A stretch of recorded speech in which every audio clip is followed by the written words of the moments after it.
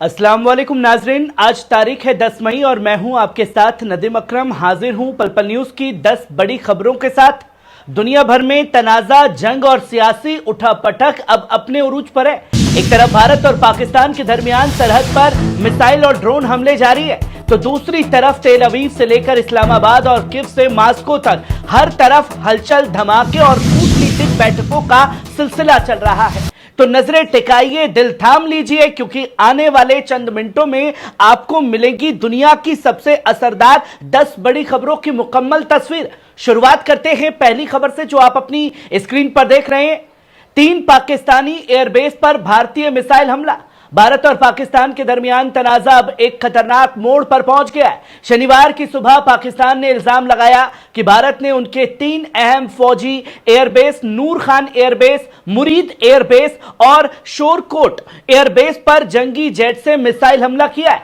पाक फौज के तर्जुमान अहमद शरीफ चौधरी ने सरकारी टीवी चैनल पर लाइव बयान में कहा कि भारत ने हमले का मुजाहिरा करते हुए हमारी सरजमीन पर हमला किया। इसके फौरन बाद पाकिस्तान ने ऑपरेशन बुनियान उल मरसूस नामी जवाबी कार्रवाई शुरू कर दी, जिसका मतलब होता है सीसा पिघलाकर बनी दीवार। पाकिस्तान का दावा है कि इस जवाबी हमले में भारत के 2 अहम ठिकानों को निशाना बनाया गया, पठानकोट एयरबेस, उधमपुर एयरबेस को। इसके अलावा श्रीनगर शहर में भी तेज धमाकों की आवाजें सुनाई दी। पाकिस्तान ने कहा कि भारत ने पंजाब बॉर्डर से 6 बैलिस्टिक मिसाइलें दागी थी, जिनमें से ज्यादातर को उनके एयर डिफेंस सिस्टम ने इंटरसेप्ट कर दिया। नूर खान एयरबेस, जो पाकिस्तानी के फौज के हेडक्वार्टर से सिर्फ 10 किलोमीटर दूर है, इस हमले के बाद काफी सेंसिटिव जोन में तब्दील हो गया। हमले के बाद पाकिस्तान ने अपने पूरे हवाई क्षेत्र को बंद कर दिया। इस पूरे वाकये पर भारत की वजारत दिफा का बयान भी सामने आ चुका है। भारतीय फौज हाई अलर्ट पर है। तमाम हवाई खतरों को ट्रैक किया जा रहा है और उन पर काउंटर ड्रोन सिस्टम से कार्रवाई की जा रही है। वहीं आप दूसरी खबर देख सकते हैं। इस्लामाबाद के आसमान में दर्जनों ड्रोन। पाकिस्तान की दारुल हुकूमत इस्लामाबाद के आसमान में आज सुबह से ही दर्जनों ड्रोन दागे गए हैं।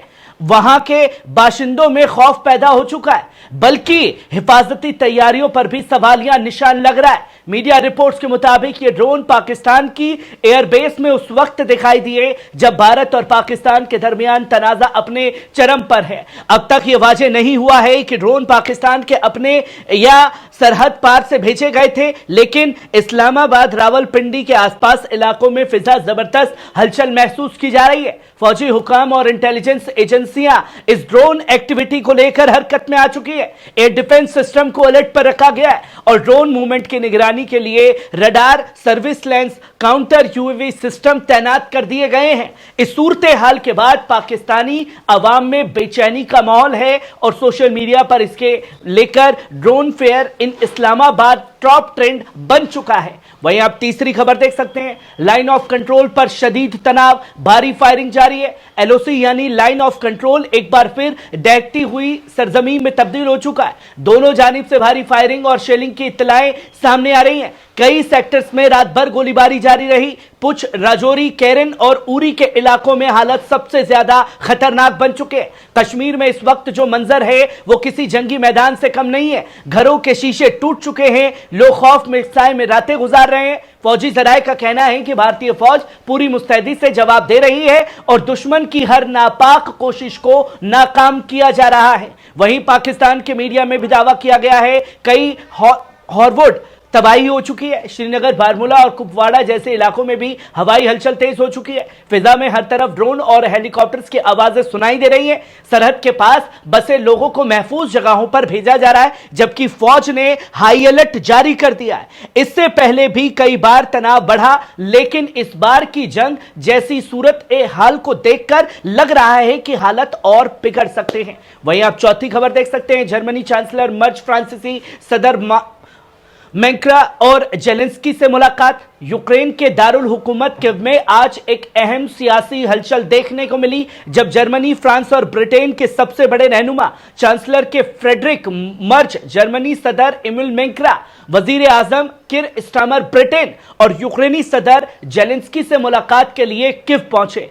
एजेंसी के मुताबिक तीनों रहनुमा यूक्रेन में जारी जंग और यूरोप की सिक्योरिटी को लेकर एक बड़े सियासी ऐलान की तैयारी में है। यह मुलाकात ऐसे वक्त में हो रही है जब रूस यूक्रेन जंग एक नए और खतरनाक दौर में दाखिल हो चुकी है। जल्दी पोलैंड के वजीर आजम डोनाल्ड टस्क भी इस मीटिंग में शामिल होंगे। बताया जा रहा है कि इस हाई प्रोफाइल मुलाकात में यूक्रेन की फौजी मदद, नाटो की स्ट्रेटजी और रूस के खिलाफ एकजुट यूरोपीय रवैये पर अहम फैसले लिए जाएंगे। वहीं आप पांचवी खबर देख सकते हैं, रूस ने ओवरसीज लॉन्च से पहले एयरबेस के ऊपर बंद किया आसमान।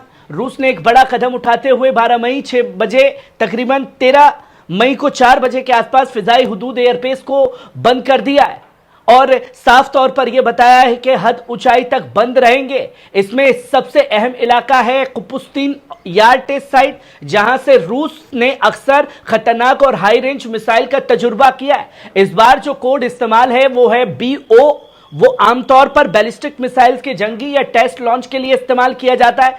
रिपोर्ट्स के मुताबिक रूस इस दौरान ओरसेनिक मिसाइल का टेस्ट कर सकता है, जो एक एडवांस लॉन्ग रेंज बैलिस्टिक हथियार माना जा रहा है। कुपुस्तीन यार वही इलाका है जहां से पहले भी hypersonic missile, nuclear capable system और इंटर कॉन्टिकल बैलिस्टिक मिसाइल का टेस्ट किया जा रहा है। ये इस फिजाई पाबंदी को देखकर अंदाजा लगाया जा रहा है कि रूस एक बार फिर दुनिया को अपने हथियारों की ताकत दिखाने वाला है। वहीं आप छठी खबर देख सकते हैं, मॉस्को में मिस्र और रूस की अहम मुलाकात। रूस के विक्ट्री डे ताजिकारों के मुताबिक मॉस्को में एक अहम सियासी मुलाकात हुई। मिस्र के सदर अब्दुल फतह अल सीसी, रूसी सदर व्लादिमीर पुतिन आमने सामने हुए और दोनों ममालिक के दरमियान तेजी से बढ़ते हुए ताउन पर तफसीली बात भी हुई है। पुतिन ने अल सीसी की मौजूदगी को गहरे तारीखी और भरोसेमंद रिश्तों की झलक करार दिया है दोस्तों। वहीं मिस्र ने रूस की अवाम और क़यादत विक्ट्री डे की मुबारकबाद पेश की है। सदर अल सीसी ने तस्लीम किया कि दोनों ममालिक के ताल्लुकात की बुनियाद 2018 के स्ट्रेटेजिक पार्टनरशिप एग्रीमेंट पर है, जो आज भी मजीद मजबूती के साथ आगे बढ़ रहा है। पुतिन ने भी इन बातों की तस्दीक करते हुए कहा कि रूस और मिस्र का रिश्ता बहुपहलू है और हर मैदान में कामयाबी के साथ तरक्की कर रहा है। यह मुलाकात न सिर्फ मशरिकी ताउन को मजबूत करने की कोशिश है, बल्कि यह भी साबित करता है कि मिस्र और रूस अब सिर्फ हबीब नहीं बल्कि स्ट्रेटेजिक शरका बन चुके हैं, सियासत, तिजारत और इलाकाई अमन के मैदान में। वहीं आप सातवीं खबर देख सकते हैं, ईरान अमेरिका के दरमियान बैठक फिर से शुरू होगी।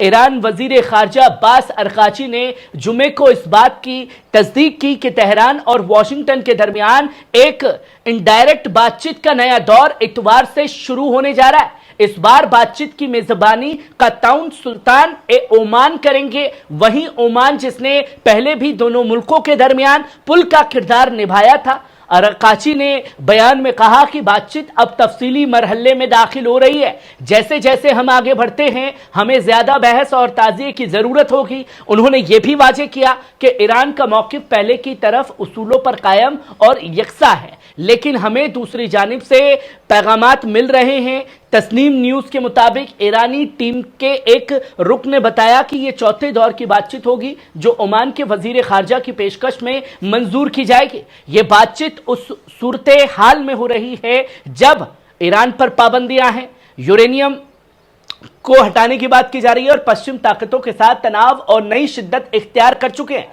क्या यह मुजाकरत अमन और बहाली की तरफ एक नया रास्ता खोलेगी? नजरें अब ओमान में होने वाली इस बैठक पर दुनिया की टिकी हुई हैं। वहीं आप आठवीं खबर देख सकते हैं, ट्रंप ने डाली इजराइल पर दबाव, गजा में जंग रोकने और कैदी समझौते पर जल्द रजामंदी दो वरना अकेला छोड़ देंगे। अमेरिकी सदर डोनाल्ड ट्रंप ने मिडल ईस्ट दौरे से पहले वॉशिंगटन ने इजरायली हुकाम पर दबाव बढ़ा दिया है कि वे गजा के फौरी सीज फायर और कैदी मुआहदे के लिए हामी भरें। इस्तेमाल किए गए लफ्जों में इस बात का इशारा मिला है कि अगर इजराइल ने ताउन नहीं किया तो अमेरिका उसे सियासी तौर पर अकेला छोड़ सकता है, यानी डिप्लोमेटिक हिमायत में कटौती हो सकती है। इजरायली अखबार हेरिटेज के हवाले से यह भी कहा गया कि एक नाम न बताने वाली अमेरिकी आला ओहदेदार ने सीधे अल्फाज में कहा, अब तक अगर बंधक इस जंग की कीमत चुका रहे हैं तो आज यह कीमत इजराइल इजराइल को भी चुकानी पड़ेगी और सिर्फ बंधकों की नहीं होगी। रिपोर्ट्स में इस अमेरिका ओहदेदार की पहचान स्टीव विटकॉफ के तौर पर की गई है, जिनके बारे में कहा गया है कि उन्होंने हाल ही में बंधकों के घरवालों से मुलाकात के दौरान इजराइल की पॉलिसी पर शदीद तनकीद की। हालांकि अभी तक यह साफ नहीं है कि इस आलोचना का पूरा संदर्भ क्या था, लेकिन चैनल 12 की रिपोर्ट में इस अमेरिकी नाराजगी का सीधा इजहार बताया गया है। इस वक्त गजा में जारी जंग और हजारों जानें ले चुकी है और ट्रंप की यह पहल एक डील ऑफ प्रेशर बनकर उभर रही है, जिनमें इजराइल से सीजफायर की शर्तें जल्द मनाने पर जोर दिया जा रहा है। वहीं आप 9वीं खबर देख सकते हैं, चीन की ट्रंप के टैक्स वार के बावजूद 8.1 की छलांग। आंकड़ों के मुताबिक चीन की कुल सालाना बरामद में पिछले महीने 8.1 का इजाफा दर्ज किया गया, जो कि बाजार जानकारों की महज 2% ग्रोथ की पेशगई से कहीं ज्यादा है। हालांकि इसी दौरान अमेरिका के होने वाले 17.6 की गिरावट भी देखने को मिली है, जो साफ इशारा करती है कि ट्रंप की टैरिफ जंग का असर अब भी जारी है। ट्रंप की टैक्स पॉलिसी का असर, ट्रंप प्रशासन ने कई चीनी सामानों पर 145% से 245 तक का टैक्स लगा दिया। जवाब में बीजिंग ने 125 टैरिफ अमेरिकी सामानों पर थोप दिए और कई जवाबी इकदाम भी किए। कुछ महारथियों का कहना है कि इस गिरावट के असर को शायद तीसरे ममालिक से ट्रांजेक्शन्स या पहले से तय मुआहदे ने फिलहाल ढक रखा है, मगर उन्होंने आगाह किया है कि आने वाले महीनों में ज्यादा शदीद गिरावट देखने को मिल सकती है। वहीं आप 10वीं और आखिरी खबर देख सकते हैं, बेन गुरियन एयरपोर्ट फिर बना निशाना। इजरायली फौज ने जुमे को इस बात की तस्दीक की कि यमन की जानिब से एक बैलिस्टिक मिसाइल फायर किया गया, जो मकबूजा इलाके की तरफ रवाना हुआ। इस हमले के बाद तेल अवीव, अल कुदूस, गुशदान और हशफेला और अल खलील जैसे इलाकों में सायरन बजाए गए और पूरा माहौल दहशत में डूब गया। द टाइम्स ऑफ इजराइल के मुताबिक बेन गुरियन एयरपोर्ट की तमाम उड़ानों को फिर से सस्पेंड कर दिया गया, जैसे पहले भी यमनी हमलों के दौरान किया गया था। सोशल मीडिया पर वायरल वीडियोस में देखा जा सकता है कि कैसे शेल्टर्स समुद्र किनारे से बम शेल्टर्स की तरफ भागते नजर आ रहे हैं। तेल अवीव के आसपास के इलाकों में यमन की मिसाइलों ने भगदड़ मचा दी और अलार्म बजा दिए। यह हमला ऐसे वक्त में हुआ जब महज 3 दिन पहले ही अमेरिका ने दावा किया था कि उसने यमनी सशस्त्र तंजीम के साथ सीज फायर का मुआहदा कर लिया है, मगर इसके बावजूद यमनी आर्म फोर्स ने वाजे कर दिया है कि हम इजराइल के खिलाफ अपने ऑपरेशन जारी रखेंगे जब तक गजा पर जुल्म रुकेगा नहीं। 18 मार्च से अब तक यमन ने 28 बैलिस्टिक मिसाइल और दर्जनों ड्रोन इजराइल की जानिब फायर किए। इनमें से एक हमले में बेन गुरियन एयरपोर्ट को सीधा निशाना बनाया गया था, जिसकी तस्वीरें लोगों के सामने थी। नाजरीन, ये थी दुनिया भर में उथल पुथल मचाती 10 बड़ी खबरें। कैसी लगी कमेंट बॉक्स में आकर के अपनी राय जरूर दीजिएगा। शुक्रिया।